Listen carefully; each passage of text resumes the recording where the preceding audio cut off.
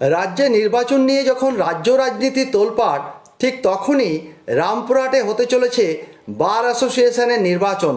আগামী 24শে মার্চ রামপুরহাট মহকুমা আদালত চত্বরে অনুষ্ঠিত হতে চলেছে রামপুরহাট বার অ্যাসোসিয়েশনের নির্বাচন। আজ সেই নির্বাচনে অংশগ্রহণকারী 12 জন প্রার্থীর নাম ঘোষণা করল বার অ্যাসোসিয়েশন।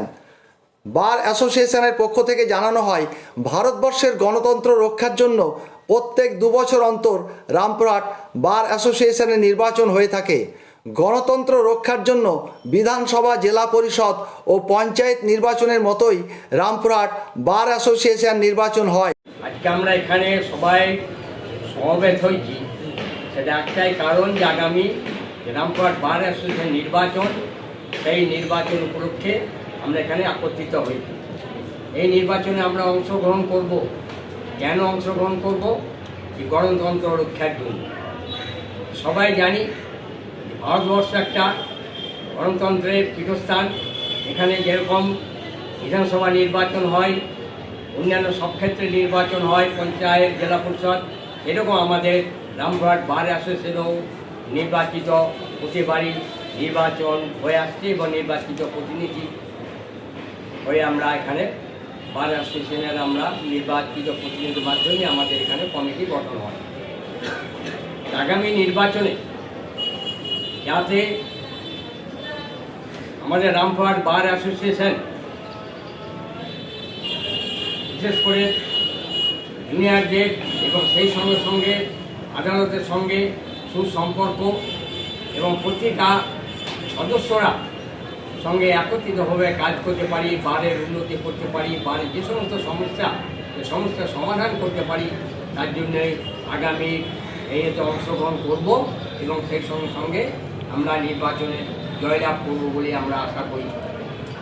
জয়লাভ করার পরে দলবল নির্বিশেষেই এখানে বারের এক্সিকিউটিভ কমিটি হবে। সেই কমিটিতে আমরা অংশগ্রহণ থাকব। যে সেখানে কোনো দল থাকবে না, আমাদের এখানে কোনো দল নেই। দলহীন গণতন্ত্রের মাধ্যমেই রামপুরহাট আমাদের বার অ্যাসোসিয়েশন নির্বাচন হবে। আমরা অনেক দিন ধরে পুরোনো 2 বছর পরই আমরা নির্বাচনে প্রতিনিধি পাই। আগামী দিনেও আমরা নির্বাচিত প্রতিনিধি পাব। বর্তমানে যারা আছে সেই প্রতিনিধি আমরা যারা নির্বাচনে কনটেস্ট করব, সেটা মাত্র তাদের বিরুদ্ধে নয়। নির্বাচন হচ্ছে গিয়ে যাতে বাক সুশৃঙ্খলভাবে চলে, সেই চলার জন্যে গণতান্ত্রিক পদ্ধতিতে নির্বাচিত হবার জন্যে আমরা অংশগ্রহণ করছি। আমরা কাউকে বিরোধিতা নয়, শুধুমাত্র গণতন্ত্রের রক্ষার জন্যে এবং বারের উন্নতির জন্যে আমরা এই নির্বাচনে অংশগ্রহণ করছি। এখানে আমাদের যে 12টা এক্সিকিউটিভ প্রেসিডেন্ট, ভাইস প্রেসিডেন্ট এবং আরও যে সমস্ত পদ, সেক্রেটারি, অ্যাসিস্ট্যান্ট সেক্রেটারি, ট্রেজারার এবং আরও এক্সিকিউটিভ কমিটি, সমস্ত মোট 12 জন প্রতিনিধি এখানে অংশগ্রহণ করছেন। এই 12 জন প্রতিনিধিকেই আমি আগামী দিনে বলবো যে আমরা সবাইকে, প্রতিটা বারের সদস্যকে আমরা অনুরোধ করব যাতে আমরা আমাদের এই গোটা প্যানেলকেই যেন জয়লাভ করতে পারে, এই অনুরোধ করে আমি সবারই সমর্থন নিয়ে আমি আমার এই বক্তব্য দেব।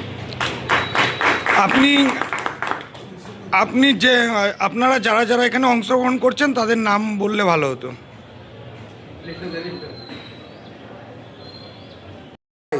এই নির্বাচনে কোনো দল থাকে না। এই নির্বাচনের দ্বারা জয়ী প্রতিনিধিদের নিয়ে রামপুরহাট বার অ্যাসোসিয়েশনের কমিটি গঠিত হয় বলে জানানো হয়। মূলত রামপুরহাট মহকুমা আদালতের সমস্ত সদস্যরা যাতে একত্রিতভাবে কাজ করতে পারেন এবং বারের পরিকাঠামোর দিক দিয়ে উন্নতি ঘটাতে পারেন, তার জন্যই প্রত্যেক 2 বছর অন্তর এই নির্বাচন হয়ে থাকে।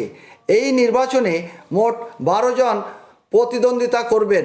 সেই মতো আজ দলবিহীন 12 জন প্রার্থীর নাম ঘোষণা করা হয়।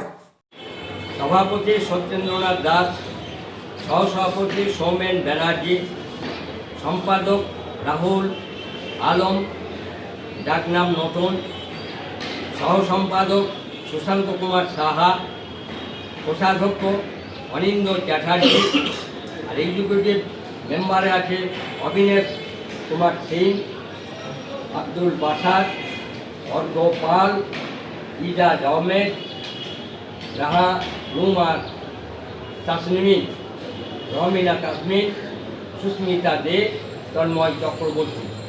মোট 12 জন